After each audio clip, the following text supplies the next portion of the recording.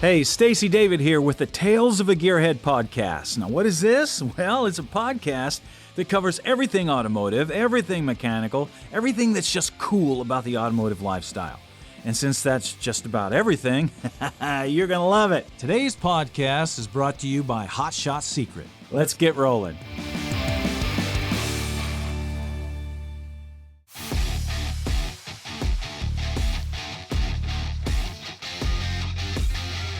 All right, welcome to the podcast. I've got a couple of guests here today. One you've heard before.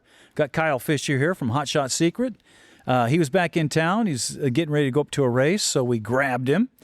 But we also have Garrett Niss, and you probably haven't heard of Garrett, but you're going to now. And you're also going to hear about his truck because he's got an 06 Dodge that is going to blow your mind. And we're going to talk about it a little bit, but you're also going to see it on the show. So, guys, welcome to the podcast. Thanks, Stacey. Thank you, Stacey. All right. Okay, Garrett, you got this diesel truck here, but it looks like a full-on show vehicle. So let's talk about this thing a little bit. What possessed you to do this to a Dodge? and what do you do with it now that it's done? I just wanted to create something that was more of a work of art. I could have chose a lot of different platforms, but with this being my first ever truck, it was an easy decision to really do that to this truck. And the state that it's in today wasn't the original plan by any means. But okay, so what was the original plan? Or do you even want to say it? Well, you got to start somewhere. You sell it to the lady and say, that's where we're going, and then you finish there. Yeah. Absolutely. As most Dodge guys know, it typically always starts with the transmission. Oh, yeah. So the tranny went out how many times? I think we were going on the fourth one, so I think that it was just about the third one started slipping, and it was like, okay, let's pull this out. And then we were just going to do like a stage 5 trans. And from there it turned into turbo kits, and next thing I knew the 5.9 was coming out and we were going to put a 6.7 in it. And then that's just kept snowballing from there. That's typical. Now, Kyle, you knew about this build pretty much from the beginning, right? Well, not the very beginning. This has been a long build, but so when did you first hear about it? I first heard about it when I was over at Firepunk. Okay. And I saw kind of the plans. Because they were doing the chassis, weren't they? Yeah. Firepunk did? They did a lot of fabrication on it. Yep. Now, did you have to rein them in a little bit? Because Levon and those guys are always building race vehicles. And so, I mean, when you look at this thing in the back, it's pretty much a racing back half on this thing. Absolutely. And that was always the goal. It's a fully functional truck. It could easily go down the drag strip. Well, now, wait a any minute. So the goal was to have a drag truck or just something that was capable?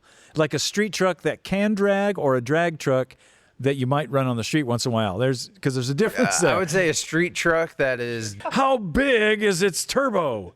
Pretty large. Yeah. It is. It's sticking out the front. We'll talk about that in a minute. Matter of fact, how big is that turbo? It's a 5.3-inch Weimer, so like 134 millimeter. That's huge. Yeah. It looks awesome. And for you guys that don't know, when this truck is coming at you, there's no radiator in the front.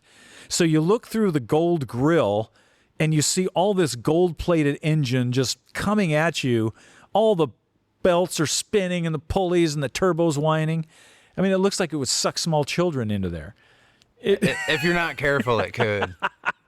And it's beautiful too. I mean, the etching, the gold work, it's so over the top. Yeah. But yet done so nicely. Yeah. And what I love, not only that it's his first truck, which is cool.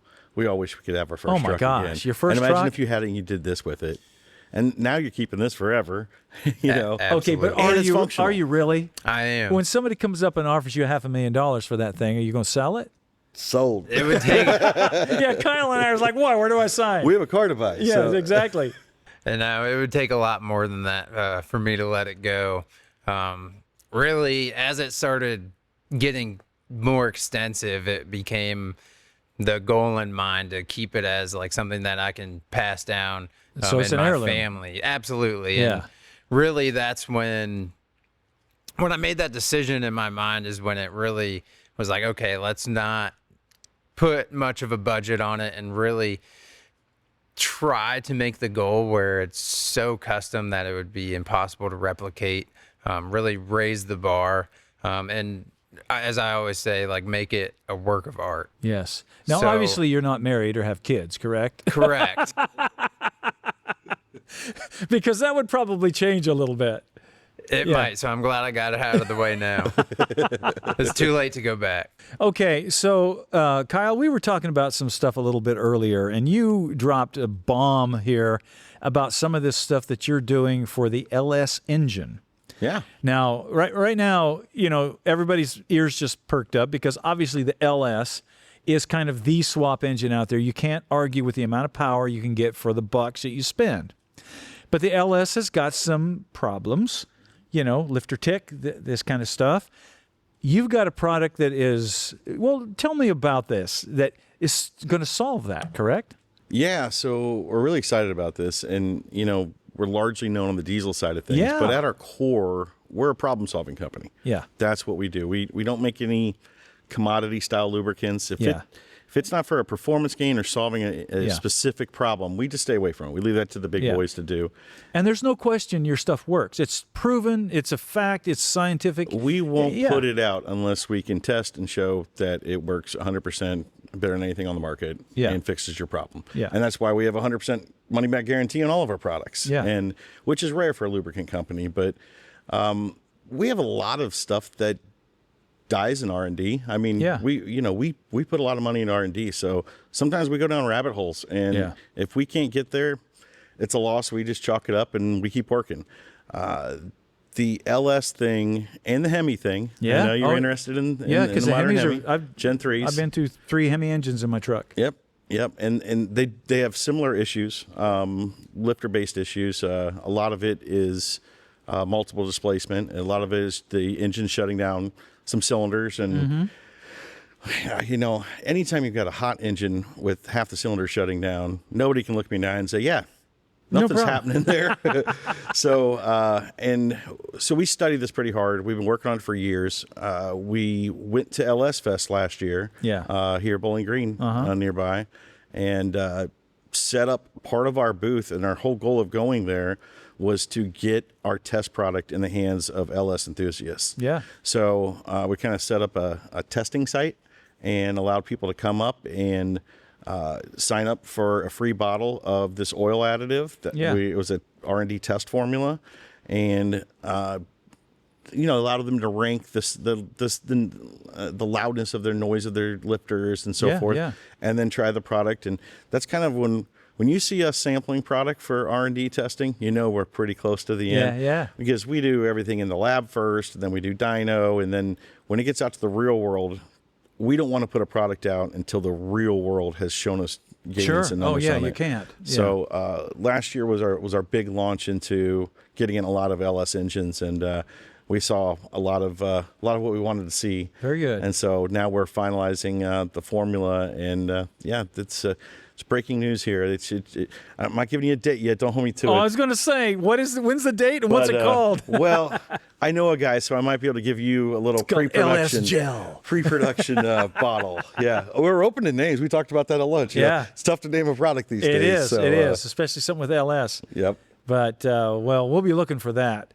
And speaking of the hotshot stuff, Garrett, how much of this stuff do you actually run in your truck?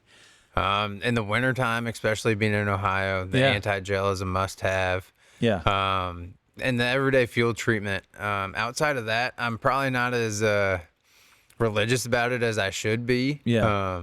That's on it. That's what we want them to do, is always treating the fuel. That's your number one job as a diesel driver, is to treat the fuel. So. And another thing, too, that was, a lot of people look at you, obviously, as a diesel company, but you got stuff for gasoline.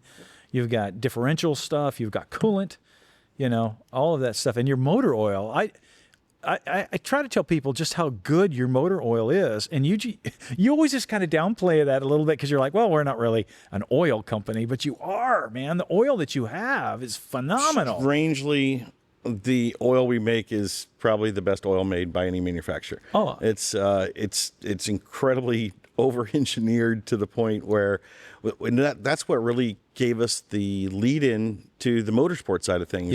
Was we sharpened our teeth in over-the-road trucking. Coming up on the diesel side. And that's about as rough as you can be on an engine. It is. And those guys are looking for savings and making their investment worth it. So we were using some very unique base oils, some polyalpha olefin, PAO Group 4 stuff that allowed these guys to go extremely long intervals. Have big rigs now running 200,000-mile oil intervals on the same oil. And so once we got into this motorsport side of things, fortunately, we're not a racing oil company. And that's why I push back on it. I know, yeah. Because I get it. It's tough. It's because if you're making a good product like that, it's tough to sell because it costs so much to make. So it's more of a playground where we get to allow R&D to really test products, tractor pulling that you're going to be visiting. And you've been to a lot of our drag racing stuff. Oh, my gosh, yeah. And that allows us to really make oils like this for these guys pushing these extremes. But testing stuff like the FR3, that's our friction reducer, and for the everyday guy. And that's the same stuff that we're using in our racing oils. Yeah. Yeah, that's awesome. Okay, so Garrett, what is the future of the truck now that because it was at SEMA last year, you're going back to SEMA this year. So right now it's kind of in its show truck life. Absolutely. So it'll make that full revolution from SEMA 24 to SEMA 25. And then I think next year at UCC will probably be the event that it gets introduced to some nitrous on the dyno and goes for a decent size. You're gonna fire it up and rock and roll, huh? Absolutely. So are you running nitrous now just to spool that big turbo? No. So it is set up. There is nitrous set up for it, but it is only using air. That's impressive that thing starts. Oh, yeah, exactly. No, that's going to be great. And you talked earlier about kind of the main goals that you always had in the truck was to roll coal and to do burnouts. So are you going to do a little bit with this? I would love to see you roll coal on somebody. We're going to stay away from the burnouts with this truck. I don't really want to clean up that much rubber. And that's a lot of tire. That costs a lot to burn those things Absolutely. up. Well, and the commitment, once you do this, that's what I was saying earlier when I saw them setting up. Man, you have to clean everything. Like this is a lot to clean because it's not just the spots where we normally clean. Every time I see this truck, I find something new I've never seen before. Yeah. And it's usually when you're underneath, and it's like every nut and bolt is like gold plated on this thing. Yeah. So it's a job to keep this thing clean, I'm sure. It is. And I have one of those carb capsule bubble things in my shop, and I still manage to just find a coat of dust all over the truck. Oh, yeah. So when I first built the Sergeant Rock truck, I did the same sort of detail underneath it, so it was like street rod level, so everything's smooth up underneath. But I had intentions of burying it in a mud hole and doing all this fun stuff. And after doing all that, I looked at those mud holes going, no, because I would never get it clean. You'd never get it clean again. All that mud up in there, the wiring, no. Nope. So I just crushed stuff with it. That's better. Yeah, it's much cleaner. All right, guys, thanks for dropping by. Listen, anytime you're in town, drop by.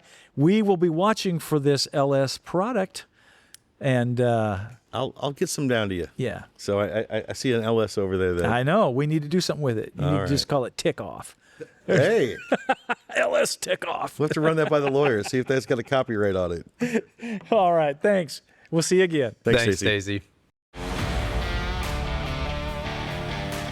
One of the biggest arguments that happens in the automotive world is oil. I mean, you see it plastered on the sides of race cars, and people are like, I'm Pennzoil, I'm Castrol, I'm synthetic, I'm this and that. And listen, there's all kinds of oils out there, and the quality of oil has gone up so much. The old stuff that they used back in the 60s and 70s is nothing like we've got today.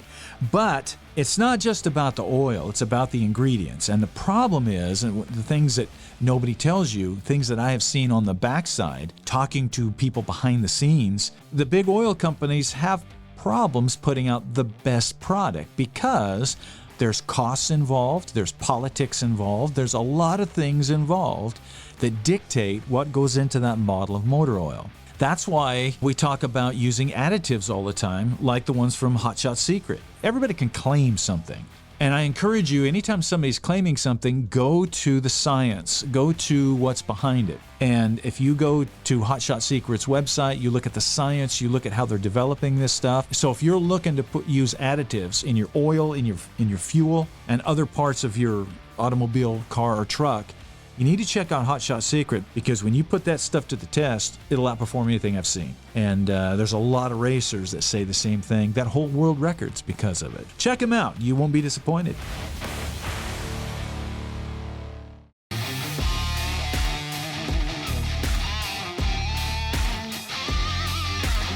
Okay, I got a special podcast guest here today.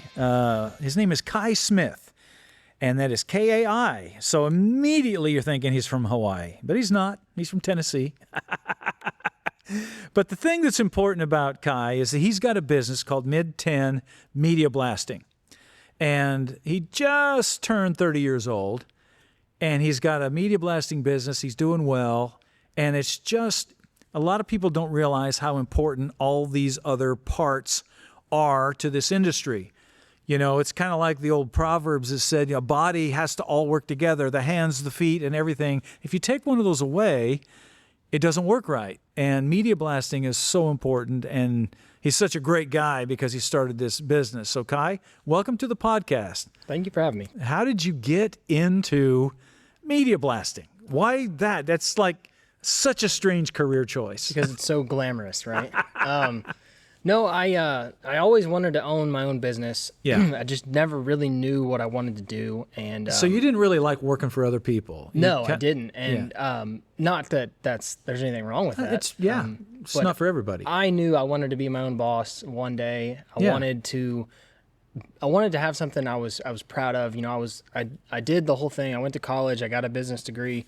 I got an office job, and I just kept feeling this like, I don't know, there's probably a word for it, but what I was doing didn't matter. Doom. Yeah, I was there every day. I was, clocking in. It didn't matter. You're sitting there at a computer probably. And if I wasn't there, the company was still going to, the lights were coming on, the company was still going to keep functioning. And that's great. That's some people, they can do that, but I couldn't sit in an office. And I've always loved cars. My grandpa he worked at a Chevy dealership pretty much his whole life. He had pretty much every year Corvette. Oh my gosh. I've always been around cars, and I've loved them. We've got several of them. And so if I could tie the two together, that was kind of always the goal for me, was to own a business and have it be automotive. I knew I didn't want to be a mechanic, because if you ask any mechanic, they don't like working on cars anymore, because all they do is work on cars. It can take the fun out of if you're not careful, sure. So I didn't want to go that route, and sitting down watching the Sunday morning car shows, and I saw an advertising for the sandblasting, and so I was like, I've never seen that before.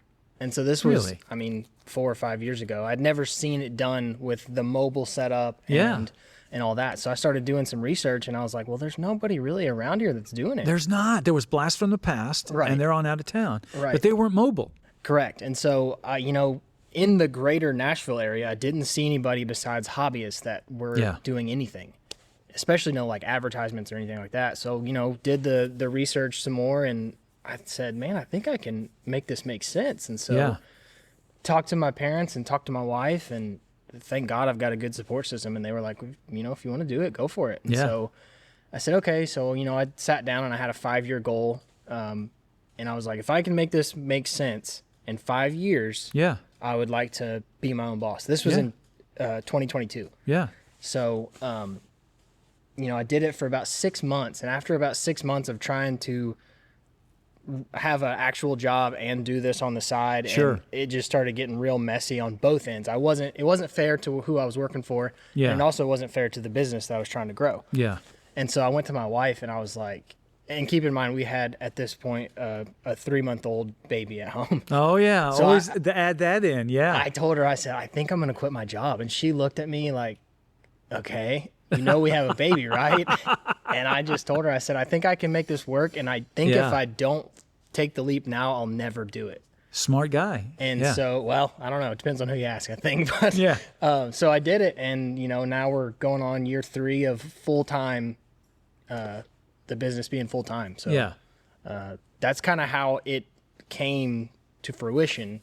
And then the car stuff, like I said, that's why I started it. And I don't do as much car stuff as I would like to do, and I think a lot of that is because you mean car building or just car blasting? Okay. I love keeping the cars on the road and hearing the stories about them, and I don't know if I showed you pictures of the Mach 1 I did. It was an all original numbers matching one owner 69 Mach 1. Oh my gosh. And this guy It's one out of of my favorite cars, Hendersonville had bought it, and he stole the car for the price, and he brought it to me, and he was like, I want you to blast the whole thing. Yeah. I was like, all right, man. So we talked numbers and we figured something out. And I said, if I run into any problems, I'll call you.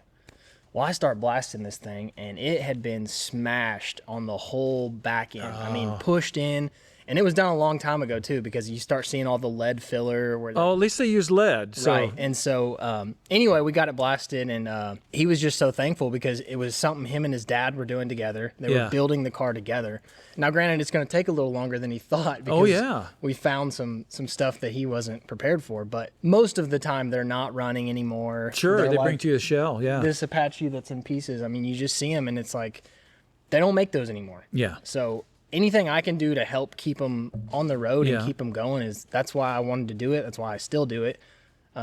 So anytime I get to blast a car, it's awesome. I like talking to the owners and hearing their stories, and sometimes it's a family car. So you don't do a lot of cars. What is a lot of your clientele? Like wrought iron furniture? Yeah, or wrought iron furniture. Or just anything that people want. Yeah, stripped. Railings. Okay. Believe it or not, like log cabins. I've done a lot of those. And you're mobile. You go to a person's location. Correct. Or don't you have room at your own place? Correct. I've got a space here in White House, Tennessee that because it is a very messy and noisy process. So if you live in a cul-de-sac, for instance, and you've got, a car that you're restoring in your garage, and you want to get the frame powder coated, let's say. Yeah. Well, I can't come to you and do it if you've got an HOA or if you just don't want the mess or the noise. So I've got a space where I can blast it, and if you need me to, I can pick it up and bring it back to you. But I wanted to be able to offer that to people too, because that's great. It is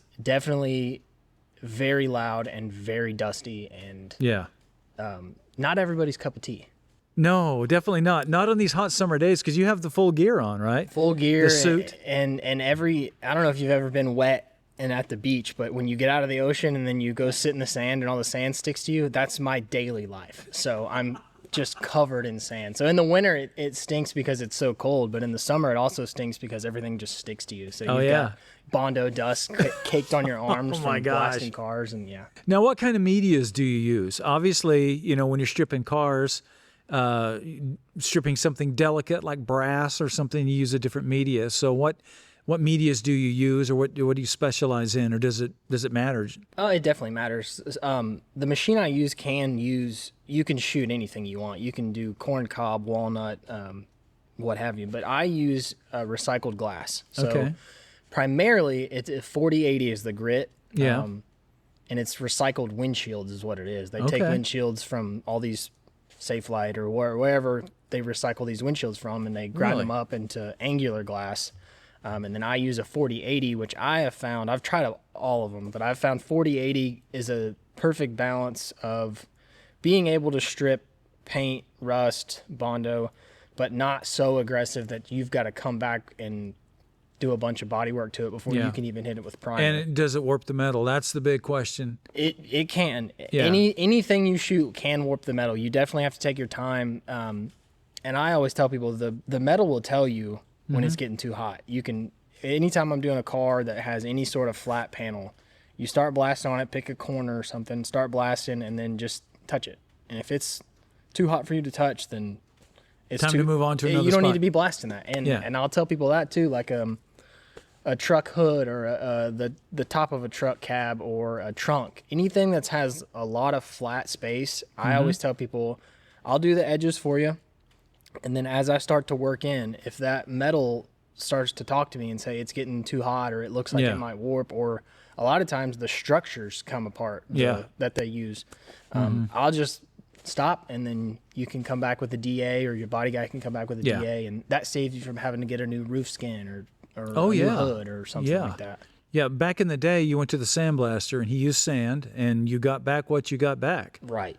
And then, like you were saying, on some of the more delicate stuff like brass or something, I'll switch over to like a glass bead, and then that's where I'll introduce water and I'll wet blast that kind of stuff. And then the water will keep the heat down. And yeah, definitely. People say, well, why don't you use the water on cars? Well, you can, and then you can put a chemical in it, and it might work for you, but Yeah, bare metal, water. They don't go together no matter what. Yeah. And then also now I've got to explain to you and then your painter that I've just put a chemical in this and it might react to your paint in a weird way. I don't know. I don't know what you're using. So I just dry blast when I can.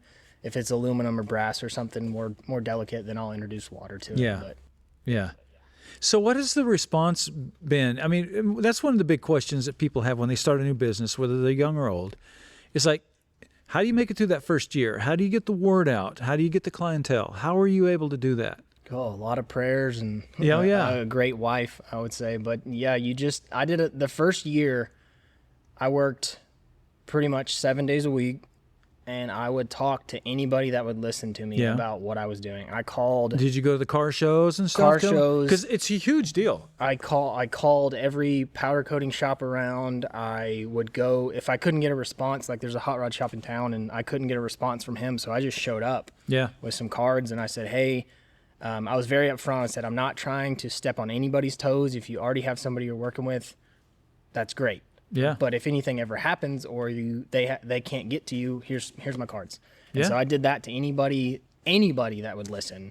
And eventually, you get a couple jobs, and at first I didn't know what I was doing. So you can Google all you want, but when it comes to pricing stuff, you kind of just have to figure it out, how long it takes. And I didn't make a lot of money that first year, but I learned a lot. So I learned how long it takes to blast a car, or how long it takes to blast, what have you. But that was pretty much the whole. I mean, I still do. I still have stuff that I don't know.